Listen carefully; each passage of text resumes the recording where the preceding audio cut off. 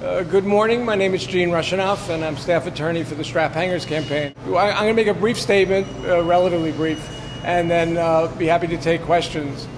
Today, the Strap Hangers campaign is releasing our 14th survey since 1997, our subway report card rating the best and worst lines in the system. One of our key findings is that the best line is the J and the Z, which we give what we call a MetroCard rating of $1.45. And there was a tie for last place between the 2 and the C, each with a MetroCard rating of 90 cents. Before explaining our findings in detail, I'd like to explain our methodology. First of all, we use official transit authority data. This is not numbers that we've made up.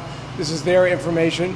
And on some measures which are not available to the public on a line-by-line basis, we look at 6 measures of service when we rate lines. One is the frequency of service. 2 is the regularity of service, which means how closely the line sticks to its scheduled intervals. Does it come at every 5 minutes when it's supposed to? The breakdown rate, which is how far a subway car travels in terms of miles before experiencing a mechanical failure that causes a delay. We look at crowding. We look at the chance of getting a seat at the most crowded point on the line. And then finally, we look at subway car cleanliness and the quality of subway car announcements. And in doing the survey, we come up with what we call a MetroCard rating, which is a shorthand way of comparing your line to other lines. In the methodology which we have attached to your releases, it goes into a lot of detail about how we do the formula. Bottom line is a line could get $2.25 if it performed in the top 5% of each one of those 6 measures that I mentioned. One other thing we do, and I'm going to go back to the findings now, is we develop a profile for each line, which the riding public can take a look at and see how their line does. And so, for example, why is the JZ the best at $1.45 rating? Well, you look at the profile and you see that it arrives with the system's highest degree of regularity. JZ sticks to its intervals. You know it's going to come every 5 minutes or 7 minutes, whatever. It also has a much lower breakdown rate than the average line. Its trains travel 436,000 miles before experiencing a mechanical problem that causes a delay. That's compared to the average of the system, which is 170,000 miles. Also, you're more likely to get a seat on the JZ, which, as I grow older, becomes more important to me. The line would have done better, but it just performed average on announcements and on cleanliness. We also have profiles for the 2 worst lines in the system.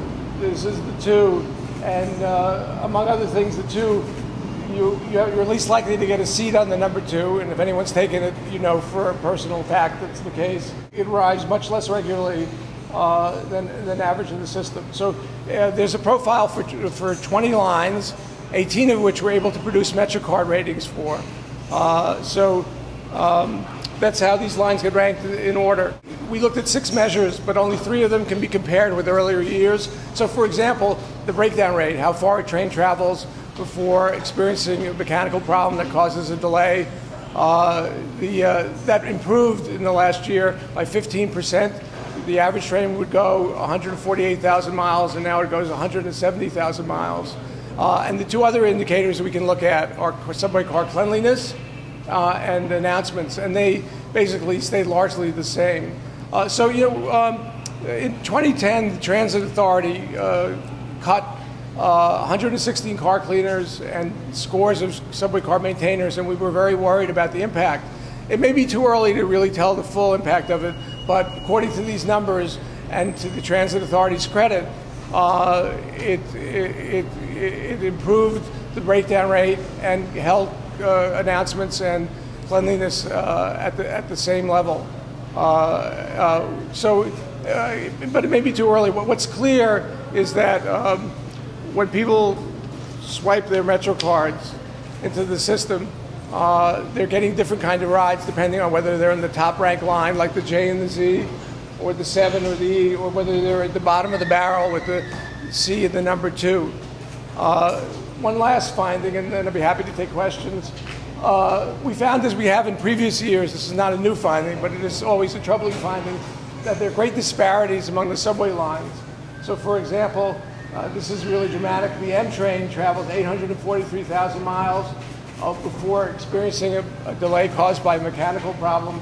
The C only goes every 54,000 miles. You know, plain English, they're older, crummier trains that break down more often.